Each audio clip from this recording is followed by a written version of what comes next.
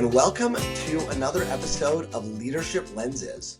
We are thrilled to have with us today, for the benefit of all the Rosh Yeshiva, Menalim, heads of school, principals, and anyone else who is looking to enhance Jewish education, a guest who brings wisdom, experience, and I think a real unique perspective on what our schools need to do to be successful in an area that plagues and troubles most of us, called fundraising.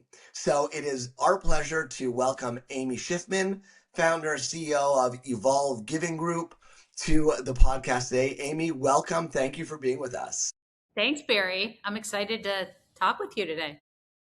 Amazing. So just so people know where you're coming from, like, did you grow up from age 2 and say, hey, mom and dad, I want to be a fundraiser when I grow up? If so, that would be amazing.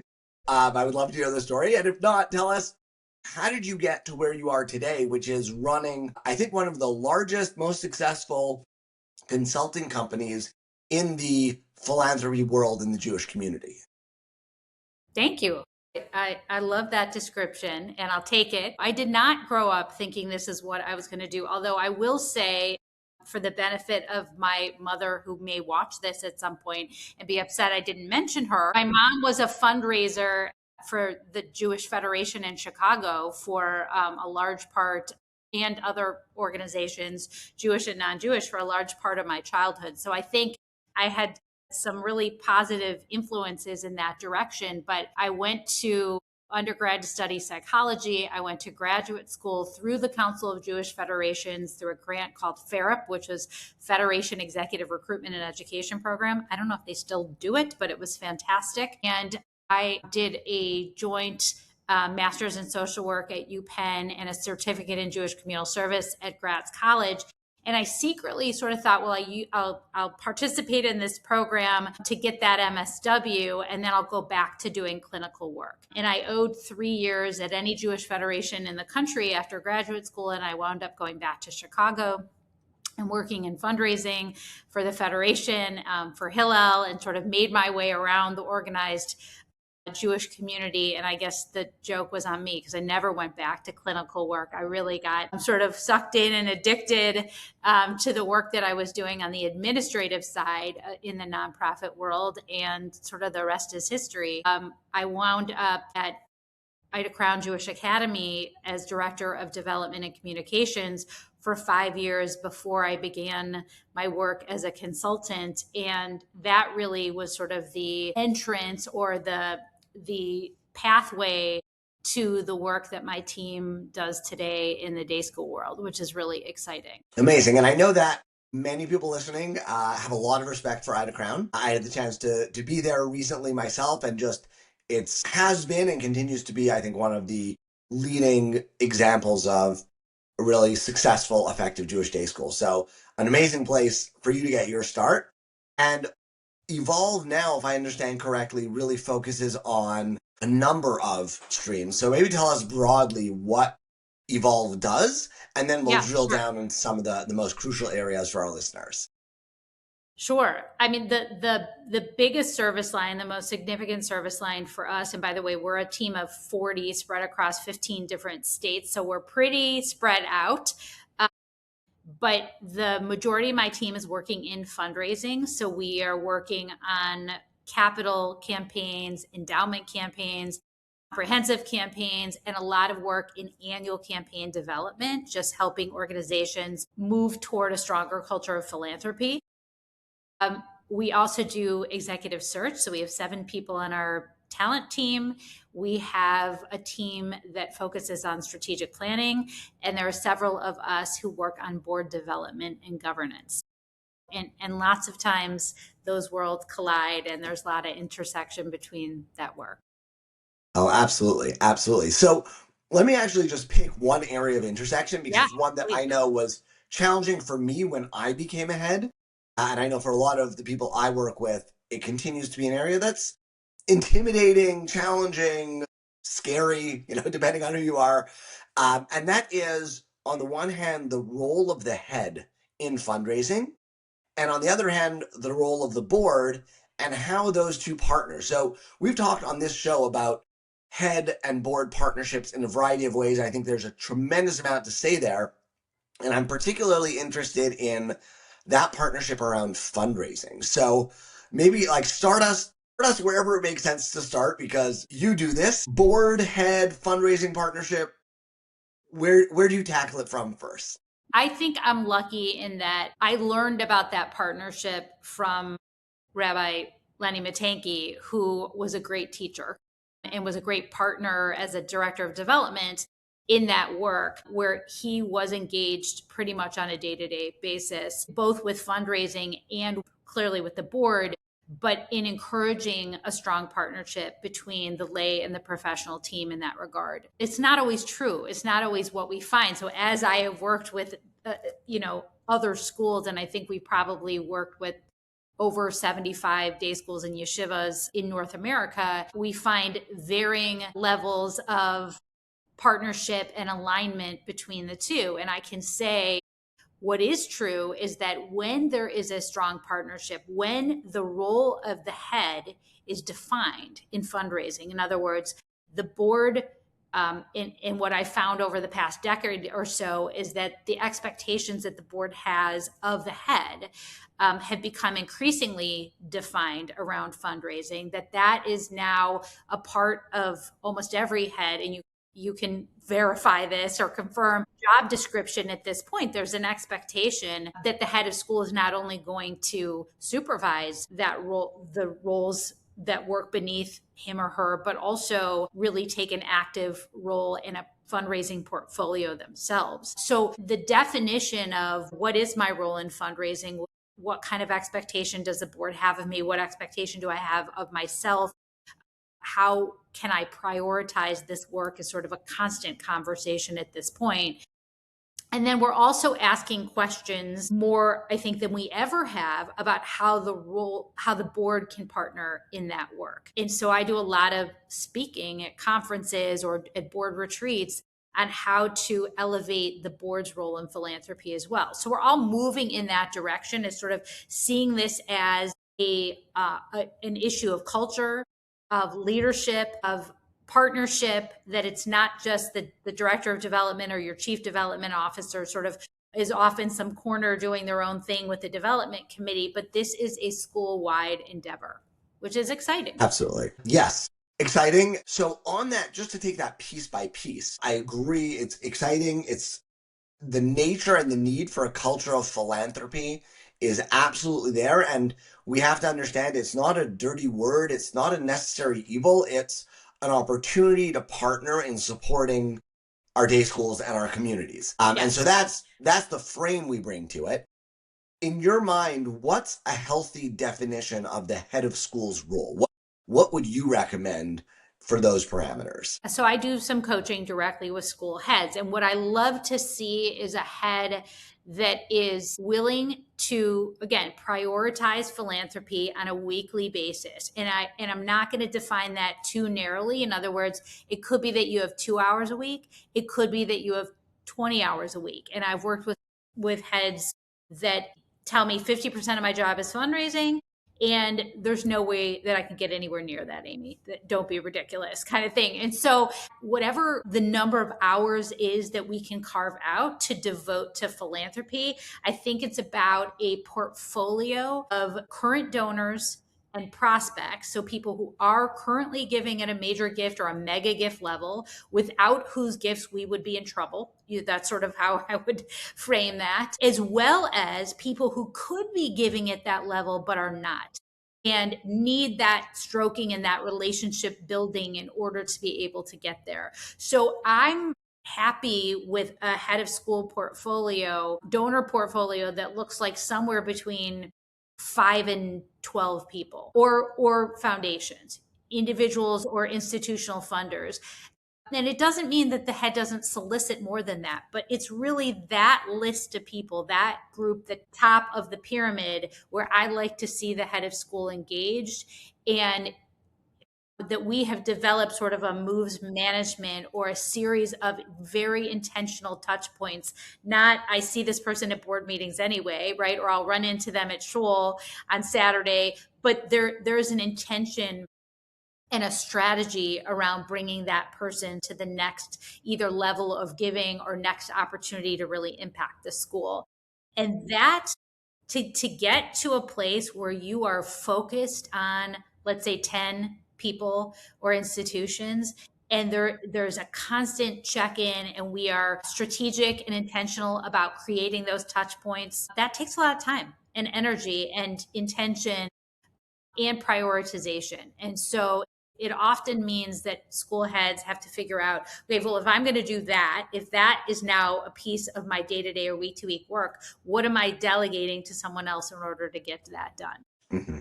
And so what you're saying, first of all, I love that you only said 5 to 12, Yeah. because as a school head, I'm thinking, okay, yes, I have no time, but if I'm thinking, oh, 10 people, that should theoretically be something I can manage.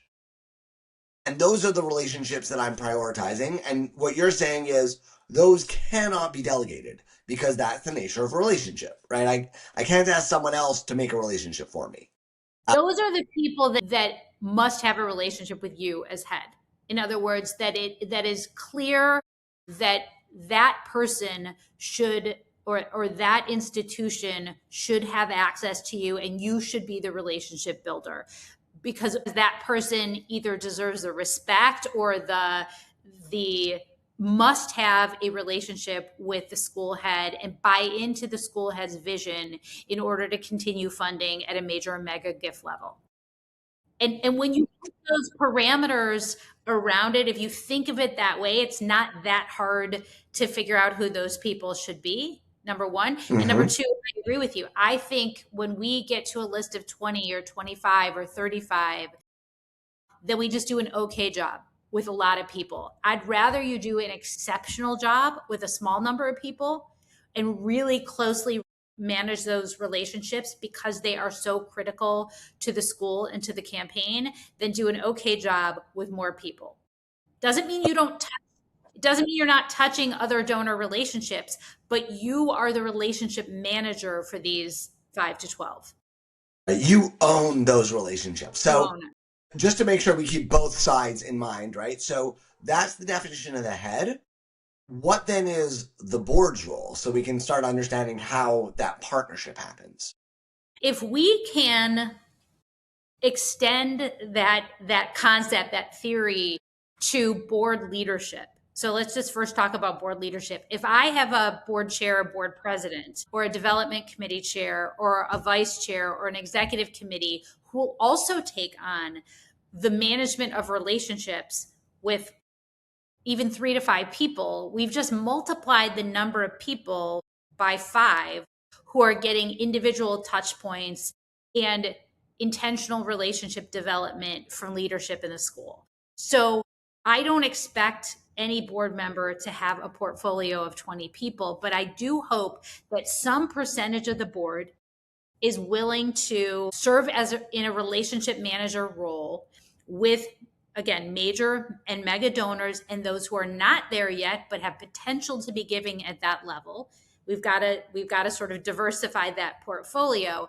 If each of us can take on that role, then even with a small or a lean development team, which most of the schools we're working with have fewer than 5 people in the development department. And I don't mean advancement in total, but I mean really in fundraising. Then we're able to cover so much more territory and people really feel the impact of their gifts. So ideally, we have a few people on the board who are willing to also sort of accept the role of relationship manager with key donors on our list so that we can just get more face time and more relationship management with a larger percentage of our list. That's the name of the game. That's what I have seen that works.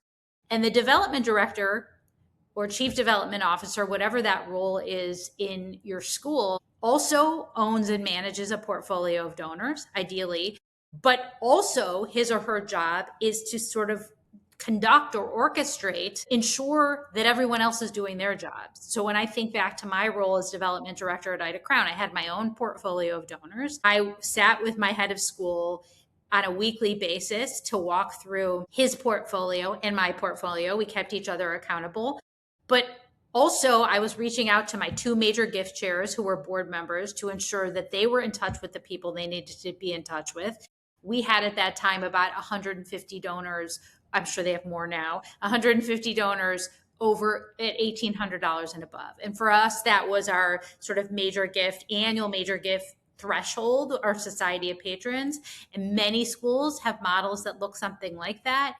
And so the development director is there to ensure that all of those 150 people are sort of contacted on a regular basis. There's a plan to be in front of them. They understand the impact their gift is making, and they feel well cared for. That's the job. Got it. Okay.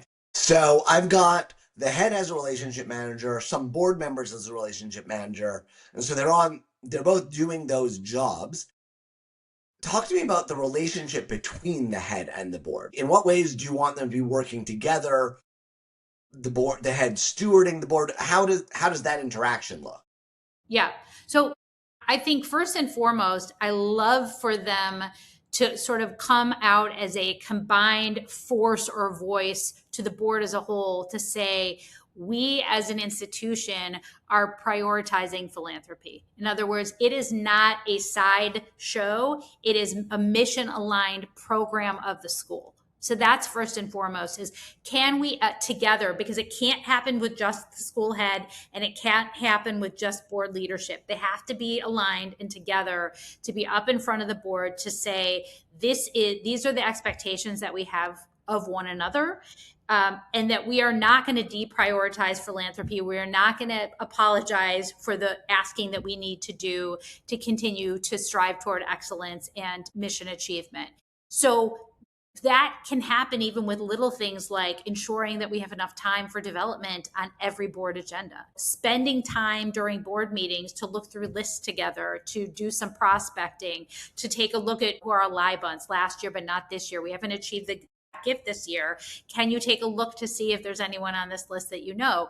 Or we are prospecting for a capital campaign. So the message that sends to be sure that we're not at the end of the agenda, that the development director is invited to board meetings, is able to develop relationships with board members, because I hear a lot of talk in the development director community. I'm not even asked to be or allowed to be at board meetings, which seems crazy to me. So the board chair and the head of school set the standard there and create that structure and set culture as it relates to philanthropy. So that's sort of ensure that the development team has, and that includes the board and the lay leadership, have the resources that they need to do a good job. You can't really track relationships if you don't have a fundraising CRM. So we've got to be sure that the school is allocating resources toward the elevation of the philanthropy program. So that's sort of the infrastructure, the foundation for the work. In addition, it is going together to see people, to go on asks. I'm a big fan of a team-based solicitation approach. So I think if a head of school and a board chair or an executive committee member or development committee chair can go and see a donor together, whether you're soliciting or just cultivating the relationship or going back to the donor after they've made a gift and reporting on what we've been able to achieve, the stewardship piece, that partnership says a lot to the donor that you're here to work together. So on a tactical basis, just pairing up to be sure that we have a strong lay pro partnership. I think we are stronger solicitors when we solicit in teams and when we visit donors in teams. And then just keeping each other accountable to the work. In other words, the board helping the head of school set goals around philanthropy. What is it that you expect of the head of school in terms of his or her role? What portion or percentage of their time should they be spending there? And what goals might you set around the achievement of those objectives? And then vice versa, the head of school really ensuring that the board is prioritizing the work. Again, that's about spending time during board meetings. That's about helping to create a strong development committee, that we're pulling board members onto the development committee or a campaign committee. Right. So I want to highlight a couple pieces there that I think are really crucial. One, and I see this often, because some people are nervous about fundraising, Yeah. sometimes there's a little bit of a game of hot potato. They're like, Yes. oh no, I don't want to do this. You head do this, you director of development do this, you board chair do this. And the moment that anybody feels like, oh, it's a hot potato, it's a game of like, not it, so then nobody wants to be the one left holding the bag because philanthropy is crucial, but making those asks can be a little bit intimidating. So if I can get someone else to do it, great. And what you're saying is that's what the partnership means, saying this is our joint responsibility. Head and board is not one of our responsibility and not the other. One of us is not just helping the other. This is our joint responsibility for helping the school. And we have to embrace that. We have to That's right. then take steps that do those culture setting pieces of prioritizing on the agenda, highlighting, celebrating, all of those pieces. And then I want to also just highlight the benefit of going on asks together, because if you're a head who is looking to continue strengthening your relationship with your board chair, and by the way, that should be all heads. Every head should be continuing to strengthen their relationship with their board chair and vice versa. Going on a field trip together is great, right? It's You're great. going out together. You might meet them there, you might drive together, whatever it is. But then when you walk into that solicitation or that donor visit, you guys are on the same team. You're bonding. You get some of that team spirit, and it's amazing for your relationship. Yes. And it feels fantastic to have achieved that as a team when it's a yes, right? Even when it's not a Absolutely. yes. I mean, to just be out there as the leaders of the school on the lay and professional side, again, it's a really strong message to the donor that we're in this together, that this is a team sport. And sometimes you can compensate for each other's, I don't want to say weaknesses, but areas of discomfort. In other words, I have a lot of board members who say, I'll do anything but ask. And I say, great, go on the ask. You don't have to say that one sentence, which is would, and therefore would you consider a gift of $5,000 to this year's annual campaign? If that's the one thing you don't want to do, you don't have to say that sentence. But talk about your role. Talk about why you dedicate so many volunteer hours to the school. Talk about what's exciting about the work to you. Talk about the experience of being a board member and what's compelling about the vision and the mission. We don't need you to say that one sentence. Maybe head of school or development director are comfortable saying that one sentence. So if we can build on each other's strengths, and by the way, 99% of the time when that person gets in the room and understand that uncomfortable board member and understands that people give because they want to, people give because it feels good, the second you're involved with a successful ask, that's sort of again addictive and exciting and they want to do it again. And so I love watching that transformation happen. Amy, I'll do anything except, and then all of a sudden they're part of that opportunity and they realize major donors give because they have philanthropic goals. If there's some good that they want to see in the world, particularly right now in the world, in the Jewish world, day school speaks to so much of what is both concerning to donors, right, and exciting to donors. So if we're worried about anti-Semitism, if we're worried about students' ability to be successful Israel advocates on campus, like that's what we bring to them via the day school experience. So being able to get out there and tell that story is so important. And if we can truly build that, going back to the relationship building piece, if the head of school and the board chair are working together to really understand a donor's motivations for giving, and then we can connect those motivations or those goals to the work that we do every day at the school, that's a win-win. That's not asking somebody to do you a favor. It's really exciting to make that match and say, you want this with to achieve this with your philanthropy. We do that better than anyone else. Let's partner on this. It's not uncomfortable. It's Right. really exciting. It's not asking someone to do a favor. So until we get out there and we partner in that work and we give donors an opportunity to prove to us that our discomfort is pretty unfounded, we don't really lean into how exciting and rewarding it is to be part of that conversation. Right. I think that's absolutely true. And I think based on what you just said now, there's two sides to it. One side is if you're ahead, don't take on all of development yourself because you're saying, oh, the board doesn't want to, I'll just do it. that's a mistake. It's just as it's a mistake to give it all to your board because it works better when it's a partnership. And just like the visit, what you were saying now just illustrated to me how strategic and thoughtful and meaty these things are to discuss. So if you're ahead and you're saying like, I don't know what to discuss with my board chair. We're going to talk about enrollment. We're going to talk about busing. So if you talk about philanthropy, not getting money, talk about philanthropy, talk about Yes. like the way you're saying it now. What do we do wonderfully? What do we do better than anybody else? And where does it match potential donors' desire to make a difference in the world?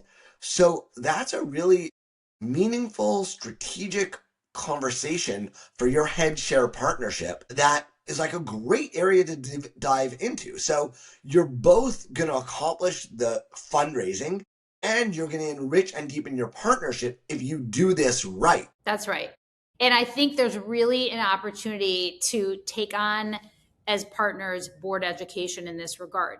We have a lot of board members who reach out to us directly to talk about fundraising for the school, and that's fantastic. But when I ask them, what is the school budget? They don't know. When I ask them how much the school raises on an annual basis, they generally don't know. When we talk about what is the case for support, do you think of annual fundraising as really a means to achieve your tuition assistance goals? They don't know. And it's not their fault they don't know. But when they call, they don't have 50% of the information that I need in order to think about what is a proper scope for them. So there's an opportunity for head of school and board chair to think together about board education in that regard. If they don't know the role that fundraising plays in your financial model, if they don't understand that the dollars for tuition assistance or that 10% of the budget comes from fundraising, it's not icing on the cake, it is the cake, right? So if they're not clear on that what role fundraising plays, and they don't really know how to articulate the case for support, they understand how to talk about a capital campaign, but they don't really know how to talk about the need for annual dollars. And in some communities, when I worked at Ida Crown, the annual campaign was sort of synonymous with scholarship fund. Our annual dinner was the Dr. Edward A. Crown Scholarship Dinner. That was the messaging. And then I started working with schools as a consultant outside and on other coasts, and they just said, yeah, Amy, that messaging doesn't resonate for our donors, for our families. It can't be all about affordability and tuition assistance. We need to prioritize all the other work that we're doing. We want professional development for our teachers. We want Israel advocacy. We want, all of the other things that make a school technology. We want our kids prepared to go to the best colleges. How do we tie in annual campaign messaging to those priorities? So it's teaching the board to be able to speak the language of your school's case for support and getting comfortable with talking about why do we need the dollars. Even with a capital campaign or an endowment campaign, people need education on that. What is the vision, the long-term vision that the head of school uniquely brings to the table that calls for facility upgrades and facility renovation or innovation on the programmatic side? If they don't understand that, they can't talk to their friends about making a gift. And so that's where the head and the chair partner to educate the board. Yes. And that's a huge thing. And we've talked about that in other episodes on a number of levels. But I love this idea of seeing ourselves as head and chair partners.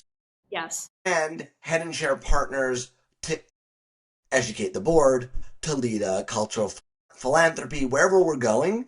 And we're doing that in partnership, and there's so many benefits to it. So I think, Amy, you and I can both continue geeking out about this for a long time. Yes. But we do know that the people listening might have a job to go to. They're probably on their way to school to go open the door for the kids in the morning. That's right. So we're going to wrap up here. But Amy, thank you so much for taking time out of your what I know is an insane running your company, traveling, teaching, training. Thank you so much for taking the time to be here. Pleasure. Love talking with you.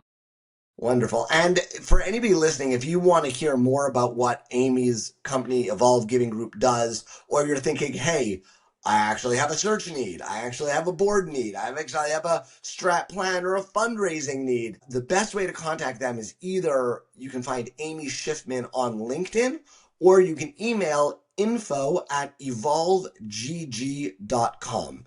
So we'll put both of those links on our show notes for anybody who would like to reach out. And for all of you there listening, as we say every time, you've heard a lot of amazing ideas here about giving, about donor management, relationship management, about, I think, most importantly, the head share partnership and another area in which you can strengthen and build that. Take one of these ideas, try it out. And when you try it out, let us know how it goes. As always, you can reach me, Barry Kislowitz, on LinkedIn, Leadership Lenses on Substack, or at our website, kislowitzconsulting.com.